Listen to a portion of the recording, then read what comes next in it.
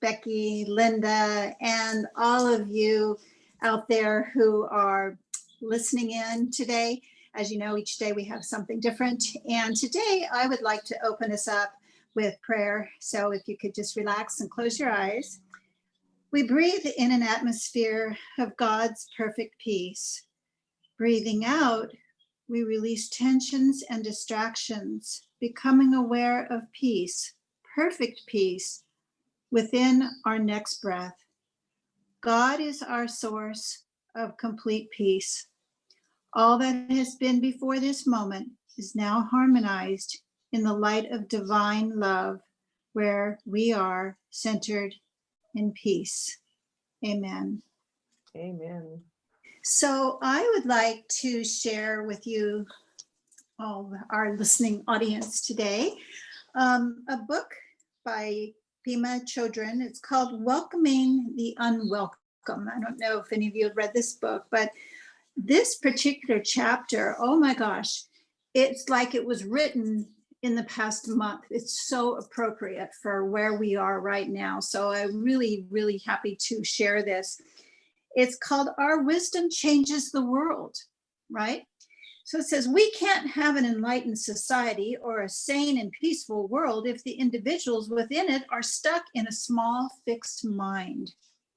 She goes on to say, we can have a society where we each see others' potential rather than seeing each other as broken or messed up. Sadly, sometimes you yourself are the one whose basic goodness you doubt the most. And boy, I had to really, really look at that one. I think it's so true. She goes on to talk about the Dalai Lama. She says, when His Holiness the Dalai Lama started meeting with Buddhist teachers from the West, they would tell him how their students often expressed self-denigration. Even the teachers often had negative views about themselves. For the Dalai Lama, at first, these words just did not compute. Having a bad self-image was completely alien to how he saw himself and how he saw others. He was so far away from the open-ended and basically good nature that he knew that everyone possessed. He responded by talking about very little children who are always kind, right? Little children. And what they did is they showed these children pictures of other children being happy or kind or saying nice things to little animals. And the toddlers, when looking at these pictures, they all smiled and they would laugh. And then they would show them pictures of unkind deeds or children getting hurt. And the children were very unhappy in these pictures. And so these findings demonstrated that in early life, before a lot of fixed ideas become entrenched, the quality of basic human nature is loving. Because when the children saw these sad pictures, they became sad. Their whole face, everything about them changed. So the Dalai Lama explained that as we grow up, secondary causes arise that obscure our loving, open nature. So we drop down, he says, if we try to focus on our basic goodness, but we feel like there's basically something wrong with us, then the practice will be ineffective and most likely unproductive. So if you don't really believe that there's basic goodness to you, then this whole method is not going to be effective. He says the feeling of something's inherently wrong with me is one of the most important clouds for us to get intimate with. Sometimes it helps to recall an instance where that feeling came up strongly for you. Perhaps something happened or was said that triggered your habit of feeling bad about yourself. Bringing up that memory can help you to connect to the feeling.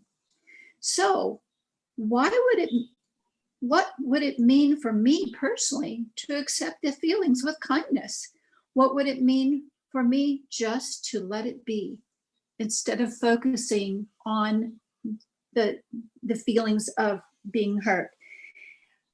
Now, I like this wording. What would it mean for me personally to fully accept this feeling, to not reject it, but to embrace it? This is something we have to figure out for ourselves. Okay, I like that. He's putting it out there, but we have to do it. A teacher in a book can advise us, but it's only ourselves that can make that decision. He says, place the fearful mind in the cradle of loving kindness. In other words, be friendly to yourself. You can't be friendly and judgmental at the same time. And I look at that and I think, wow, how true is that? These words were so profound. The proverbial energy may exist, but we will develop a different relationship to it. It won't automatically turn into something's wrong with me and the whole internal conversations that follow. Accepting something, by the way, isn't the same as liking it. Wow, that's really, really true. To accept a feeling that we habitually associate with discomfort doesn't mean we immediately turn around and start, yay, yay, I'm enjoying this. It means being okay with it as part of the texture of the human life. It's like accepting the weather, right? I might prefer a sunny day to a rainy day, especially if I'm planning on going to the beach. Or spring, I might prefer spring over winter, but fundamentally we accept the way the weather is and that the seasons are. So it's kind of winding up here. In each of us, we are able to change how we look at ourselves, and that becomes the basis for a culture of people who don't give up on themselves, certainly need now more than ever. And that's what I said in the beginning, why this was so timely. As we see, there is so much violence, polarization, environmental degradation, and suffering all over the globe. Right now, we're looking at COVID. We're looking at the war in Ukraine. We're looking at these mass shootings, and that's what he's referring to. He says we can respond to this state of affairs with fear, aggression, and selfishness, or we can respond out of trust in our vast, open, basic, good mind, which is timelessly aware, yet empty of imputed meanings. How we respond will determine the way the world will go. As citizens of our world, we can help things go in the direction of wisdom, caring, and compassion. So I'm happy that I found this chapter because, like I said, I think it's really relevant to where we are, what we're all dealing with now. So how do you two ladies, you got any comments on this topic? I'll go. Wow, you covered so much. I've got so many comments. I'll try and make it timely and appropriate. I really appreciated talking about the children and kindness. I've got 2 babies living in my house right now. One of them is, I think she's about 18 months, and the other one would be 22 months older. So they're real close in age, and they erupt together into all kinds of things, whatever they're doing, and they take things out of each other's hands, and they sit in each other's laps, and they pull things away. And I've noticed it isn't until the parents say, don't take that away, you have to share, that feelings start to get hurt. They just kind of take it, for the most part, as a part of being together, and they love being together. When you try and take them apart anymore, they scream. They really love being together and sharing, and you know, sometimes one wasn't done with that, so he'll take it back from her, or she'll take it back from him. But for the most part, it's about things and take it away in their enthusiasm, but it isn't bullying or being mean. And I think they are inherently good and inherently kind. So I really appreciated that. It kind of goes right along with something I'm witnessing in my day-to-day life.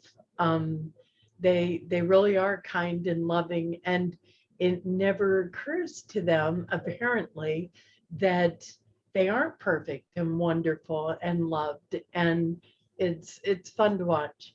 The other piece, talking about COVID and the killings and the political unrest all over the world, and Ukraine and Russia. And I think that's one of the great gifts, and I've said this before because it's so true for me, that comes from being in recovery. I know that before good, solid, lasting change can come, I have to absolutely have to change. I have to hit bottom. I have to know for a fact I don't get to have it my way anymore before I'm even willing to consider change. So we see all this unrest and fear, and of course we help where we can, but instead of panicking, I think we as truth students are able to kind of hold the high watch and know that this is all a part of the bottom that we're hitting, so that a new and wondrous new consciousness can come in. I really enjoyed your reading, and thank you very much. It was very good reading. Thank you for sharing that. I have not read that book of hers. It sounds wonderful. I kind of got caught. I wrote down a couple notes here. Seeing the potential of others. I think for in a lot of ways, people, and there's a lot of songs about this too, which is really bizarre. Talk about being broken. Everybody's broken. Everybody's broken. And so what we're looking at is we're reminded that there's brokenness in the world.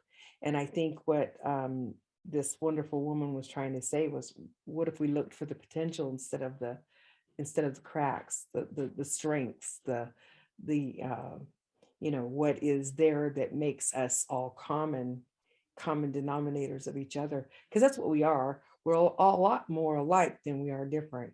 It's just people want to conquer and divide. But that's the only way they can conquer, is to divide. So if we don't allow them this division, we're not going to get conquered by it either. So that was what it kind of came across when you were saying that. And self-doubt is a monster. And it comes in so many ways into our lives. It can be, not just our own, but somebody could say something early on, more than one, somebody could say something, and anything that can trigger that self-doubt. And again, it's more, when I look at people, especially people that are in recovery, I look at it like this: you're still here. I would bet on you 100% of the time, because you're still here. You're still trying.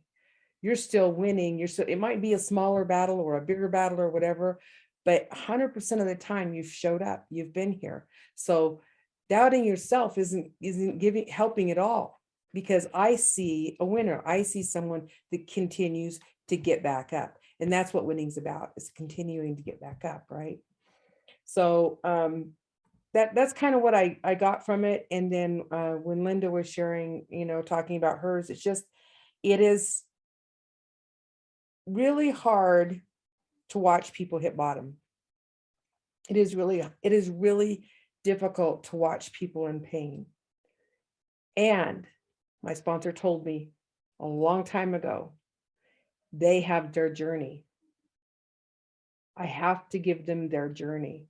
So as I stand back and I watch, and I get calls from people, or I get, prayer requests from people that are really struggling either with their marriage or their relationship, or just anything in general, as much as I want to be the aunt or the grandma or the mom or whatever and jump in and fix it, I know they have a journey, and I have to leave them to their understanding of God in order to be able to complete that journey. And I even shared this with somebody earlier today. I said, look, we're all on different paths, we're all on different journeys, and we start at a different place. I said, the generation now is starting at a whole different place than I ever started at. So I don't have a clue.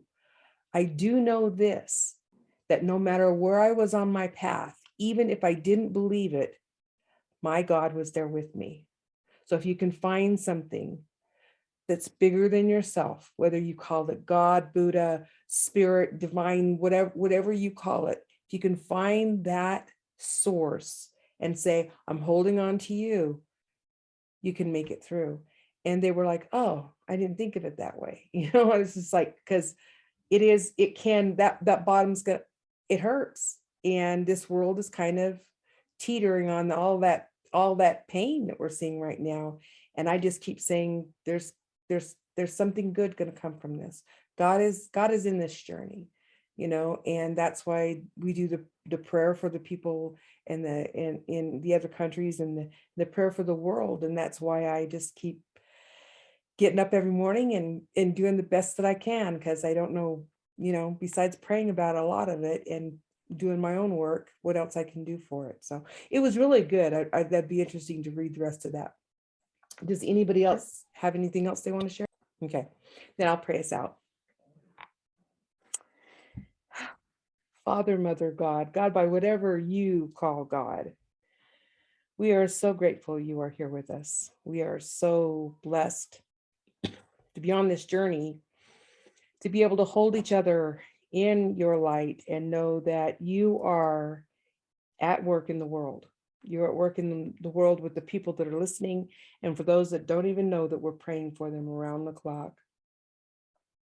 Hold them in your loving arms. Bless this world. Bless these beautiful souls here with me today that were willing to step into this forum and share their thoughts on this. And we send our love and light out into the world. And we thank you for all that you do for us. Amen. So thanks for joining us today, and tune in tomorrow for something different. Subscribe. We're getting a lot of subscribers, so it's really kind of exciting. People are watching our videos. Yay. And let us know. Leave us a comment. Let us know what you think about this. Let us know what you'd like us to talk about. We answer every comment, and we'll have something different for you tomorrow. So stay tuned and watch in, okay? Thanks. Have a good day. Namaste. Thank you for joining us, and let's stay connected and grow in spirit. We are on Facebook. Search for Unity Church of El Cajon and follow us and like our posts. You can reach us on YouTube at Unity Church of El Cajon. Please subscribe to our channel, watch our videos, and leave comments which can help us improve. We are on the web at unityofelcajon.org.